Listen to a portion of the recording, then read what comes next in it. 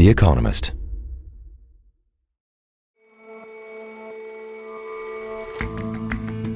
Hello and welcome to The Intelligence from The Economist. I'm your host, Jason Palmer. Every weekday, we provide a fresh perspective on the events shaping your world. It's been a decade since a horrific attack at a satirical French newspaper kicked off Paris's worst ever year of Islamist terrorism. Our correspondent speaks with the editor of Charlie Hebdo, which still stands for the freedom to poke fun at everyone.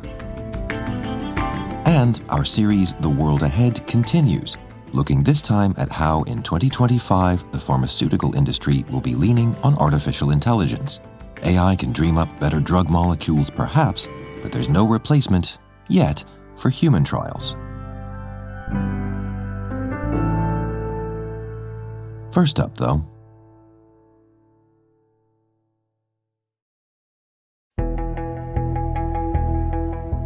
By the time it came as no surprise. So last night over dinner, I told my kids about the decision that I'm sharing with you today. I intend to resign as party leader, as Prime Minister. Canada's Prime Minister Justin Trudeau, the longest-serving leader of any G7 country, is out. Canadians deserve a real choice in the next election, and it has become obvious to me with the internal battles that I cannot be the one to carry the Liberal standard into the next election. Even until a couple of years ago, it would have been hard to imagine such battles resulting in an inglorious ousting. It's true, though. Justin Trudeau, like a lot of other Western leaders, didn't have much of a choice. He was told not to amble, not to tarry, but to sprint for the exit after he failed to connect with the voters who elected him 10 years ago. Rob Russo is The Economist's Canada correspondent. About 80% of Canadians had turned on Mr. Trudeau and said it was time for him to go. Like a lot of other leaders, he's lost those voters to populist conservatives over the last decade. But it's not just voters he's lost. It seems he's lost his own party. Can we wind back and understand why that's happened?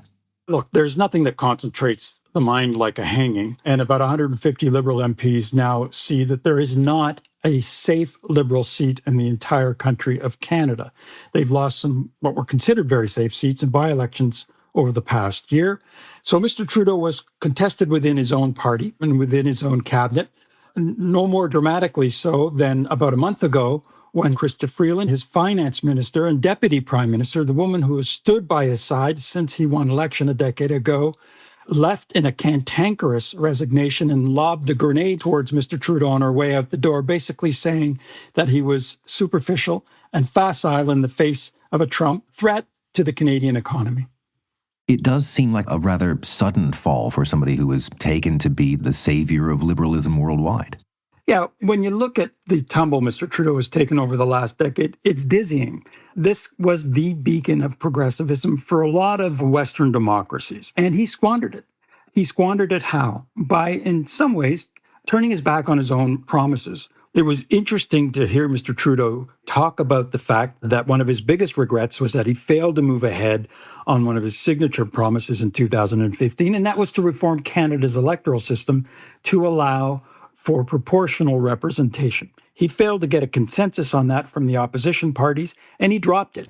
I do wish that we'd been able to change the way we elect our governments in this country so that parties would spend more time trying to be people's second or third choices, and people would have been looking for things they have in common instead of trying to polarize and divide Canadians against each other. But where he really lost ground was with the voters on economic issues who had grown tired of identity politics and whose priorities had shifted from climate and minority rights to issues like the cost of housing, the soaring costs of inflation, like immigration, which had grown exponentially under Mr. Trudeau. So this consensus, this broad swath of voters that he had managed to assemble in 2015, younger voters, middle class and working class voters, Indigenous voters, really came undone. to be fair, Rob, it wasn't all bad. Mr. Trudeau did win plaudits in his first term, even grudging plaudits from his rivals, for his handling of a truculent Donald Trump during the first renegotiation of the North American Free Trade Agreement in 2018. He won praise for taking about 450,000 younger Canadians, children, off the poverty rolls in Canada by coming up with what's called the Canada Child Benefit, increased payments for parents right up to the age of 18. He was seen as enlightened by bringing in one of the very first carbon taxes in industrialized countries that was seen as a serious indication of his commitment to fighting climate change. So after all that, the Trudeau era is over. Who's likely to replace him? It will depend on what kind of race the Liberal Party decides it's going to have. There is some suggestion that facing the imminent threat of Donald Trump's tariffs, that they shouldn't waste time, that they should go directly to selecting a leader from within the current caucus. That would mean somebody like Chrystia Freeland, the former finance minister, would be among those talked up as a potential successor, as would Dominic LeBlanc, who is known as the minister with asbestos underwear. It seems he can sit in any hot seat and handle that heat. If it's a larger race that allows for people from the outside to come into the race, the most prominent name mentioned over and over again is, of course, Mark Carney, the former governor of the Bank of England, former governor of the Bank of Canada. He was governor of the Bank of Canada under a Conservative government. So he and Pierre Poilievre, the Conservative leader, are not strangers. He is an outsider. He would be the one who would be able to say, I wasn't there during the last several years. I'm a fresh start. Vote for me, and I'm serious about the economy, and I will take on Trump. But I suppose the question, having heard your description of Mr. Trudeau's downfall, is whether or not Trudeau was the problem. Do the Liberals have a chance, whoever ends up in charge? It's going to be daunting for anybody who tries to succeed Mr. Trudeau. They are at historic lows in terms of popularity with Canadians. That's going to be very, very difficult for any new leader to overcome. So if it's likely then that the Conservative leader will be the next PM, then give us a brief introduction. Sure. Pierre Poilievre is a career politician. He's 45 years old. What he has succeeded in doing is cementing a new bond between Conservatives and the working class voters of Canada, unionized Canadians, and most surprisingly, younger Canadians. That's a switch for Conservative leaders in Canada. Mr. Poilievre has also been explicit in that he is going to end what he calls wokeism and the fixation with identity politics that he's accused Mr. Trudeau of over the last decade. Mr. Poilievre spent over an hour with populist rabble-rouser Jordan Peterson, in which he espoused his philosophy of government, and it was illuminating. What did we do wrong as a country? We have a prime minister who is dedicated to an extremely radical ideology. Basically, authoritarian socialism has guided him throughout his entire prime ministership. He believes in a state that controls every aspect of your life, your money, your speech, your thought, all of the industries of the country. And every time that has been tried, it is a complete disaster. So the question then is, when all this gets resolved, what happens next?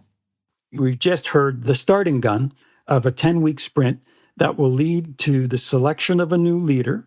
And that new leader then will have to, in the interim, come up with a new platform for the Liberal Party that will almost certainly face defeat in the House of Commons when Parliament reconvenes on the 24th of March. That means that we will likely be into an election campaign in Canada near the end of March, and that election campaign will almost certainly turn on the threat posed by President-elect Trump's tariffs, which would be a staggering blow to the Canadian economy. If Mr. Trump goes ahead and puts a 25% tariff on Canadian imports into the United States, economists have suggested that it would lead to at least a 2% drop in Canada's GDP. That means a cost of about $2,000 for every Canadian. That's what the campaign will be about. Who is best positioned to confront the threat posed by Donald Trump? Rob, thanks very much for your time. My pleasure, Jason.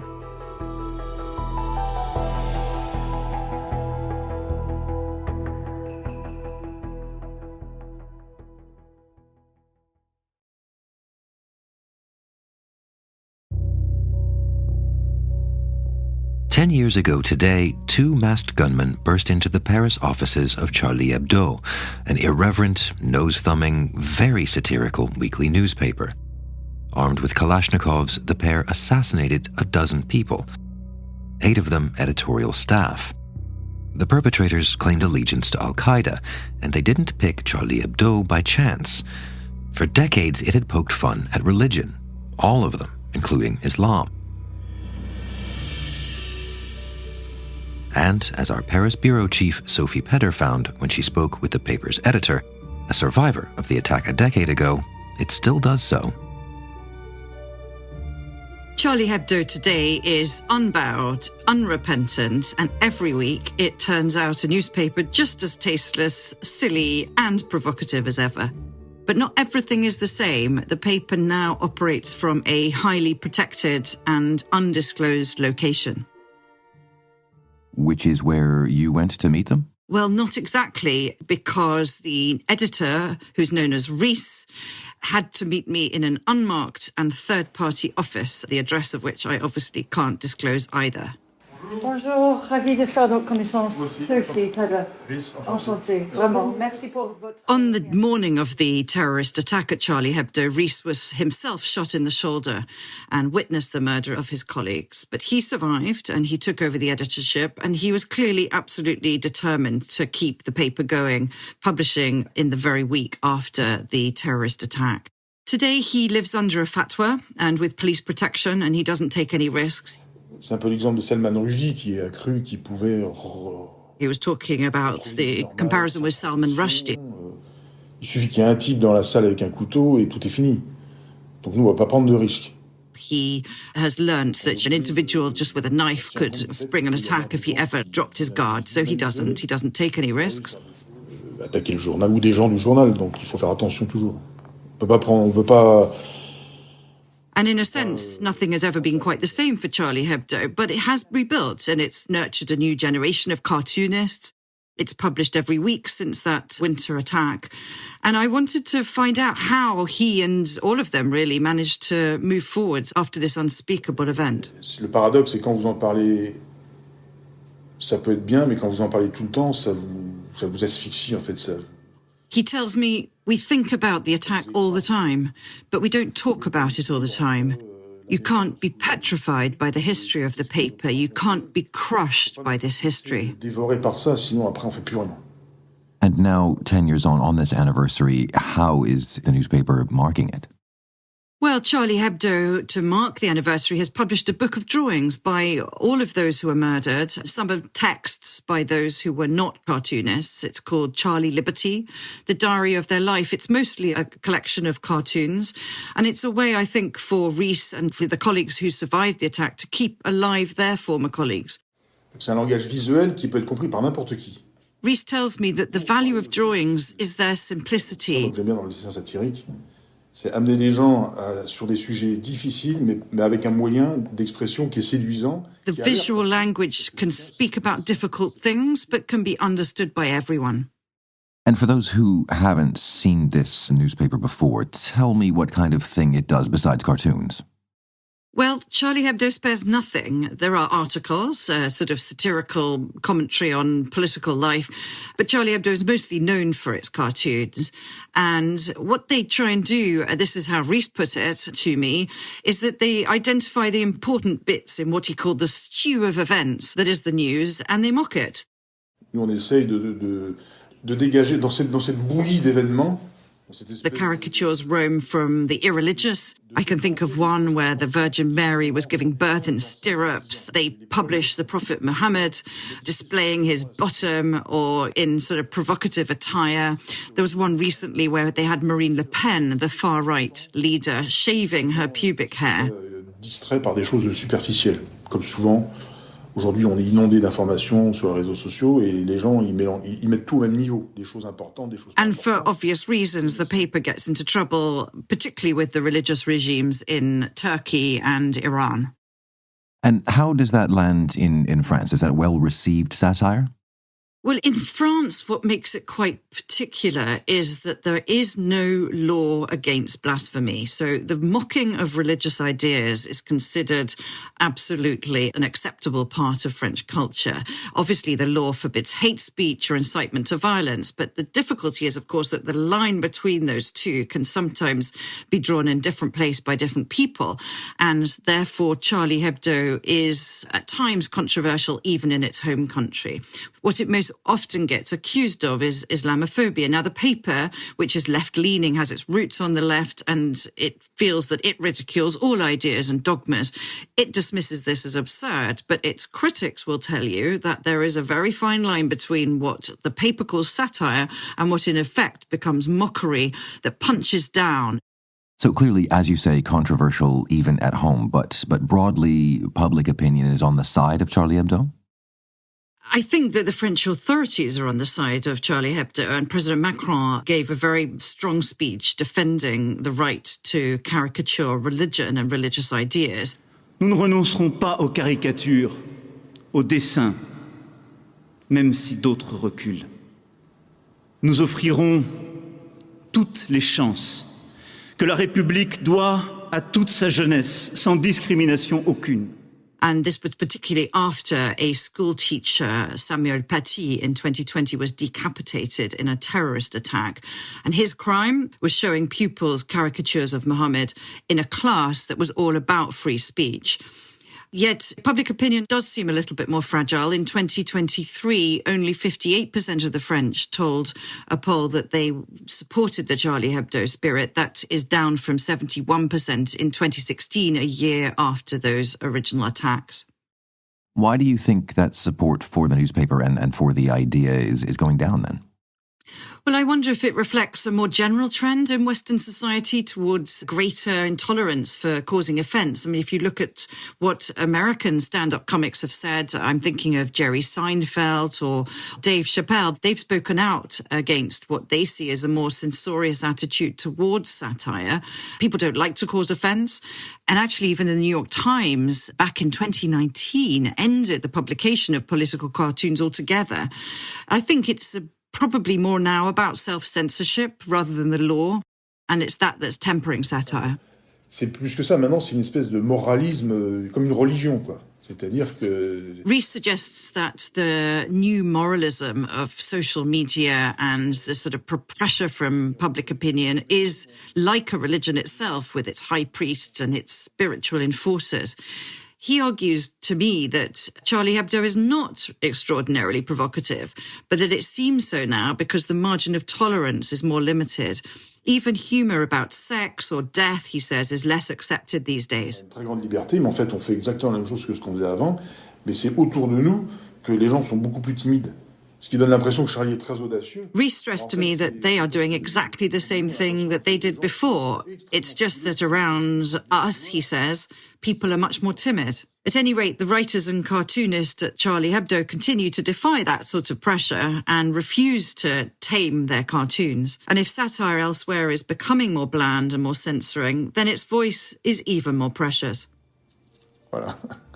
Merci. Merci. Vraiment, non, c'est passionnant comme sujet. C'est un vrai plaisir de faire votre connaissance. Ben moi aussi, c'est à vous. Vous savez quand vous publiez? Thanks very much for your time, Sophie. It's a pleasure always to speak to you, Jason. Thank you.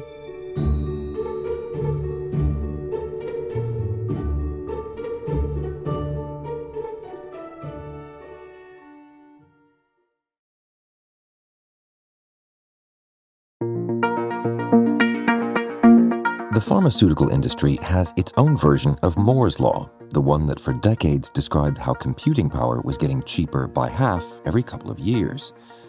New drugs, their law says, double in cost every 9 years. Back in the 1960s, a $1 billion research fund, in 2008 dollars, would have yielded about 10 new drugs. These days, it wouldn't even get you one. But artificial intelligence may once again come to the rescue.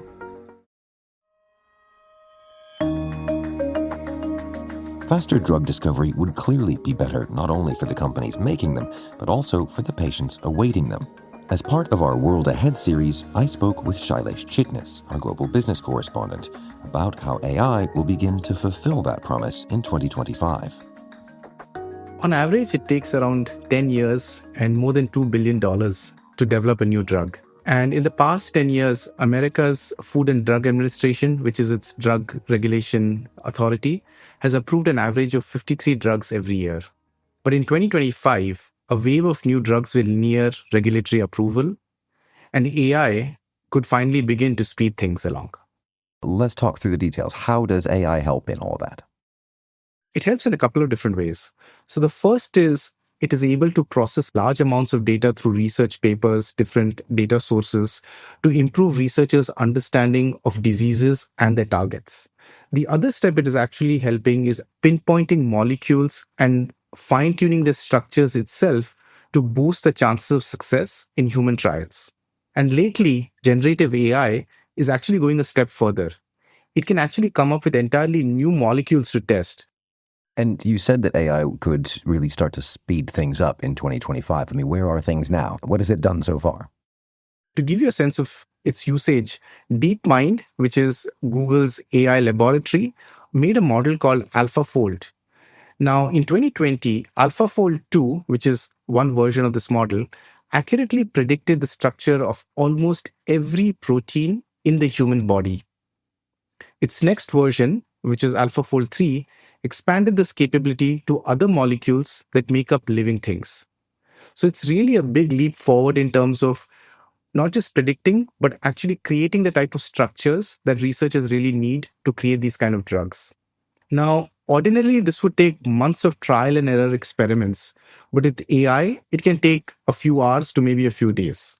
InSilico, which is a biotech company that uses AI to develop drugs, says that it has reduced the preclinical phase to about 18 months and at a cost of only $2.7 million, a fraction of the time and expense needed when we're talking about multiple years and hundreds of millions of dollars. And we've been talking so far only about the preclinical phase, as you say. What about the rest of them? AI sets to help in the later stages as well? That is the harder part, because once a drug enters clinical trials, it has to be tested on humans. And this is where so far AI has not been able to make a huge dent, because human clinical trials are time consuming. And there are good reasons for this. One is that pharmaceutical companies need to find the right patient population in which to test these drug candidates. The other is they have to be very sure that the drugs are safe to be given to this patient population. And lastly, it takes a certain amount of time to actually be able to measure the effectiveness of a drug on a particular disease, which can be very dependent on the disease or the action of the drug. But today, we have around 65 AI-inspired molecules that are going through human trials in various phases. That's according to BCG, which is a consulting firm. So to your mind, is it just a matter of time then before these drugs prove themselves and efficiency gains are made and AI is kind of making all of our drugs? Not yet. And the reason I would say that is because drug development is notoriously complex and has a very high failure rate, which has to do with a lot of understanding about how a drug interacts with the human body. And so because of this, roughly around 1 in 10 drugs make it through to approval. And so even with the help of AI, we should not expect this approval rate to go up by a huge amount. It should certainly improve. And so to give you some examples, Benevolent AI and Exsentia, which were two promising AI startups, recently reported disappointing results in clinical trials for their drugs, which were actually developed using AI. But despite these setbacks, I think there is a lot of reasons to be optimistic. AI is already helping pharmaceutical companies make smarter choices about which molecules to take forward. Now, 2025, we could actually see a few AI-inspired drugs get approved. Shailesh, thank you very much for your time. Thank you for having me.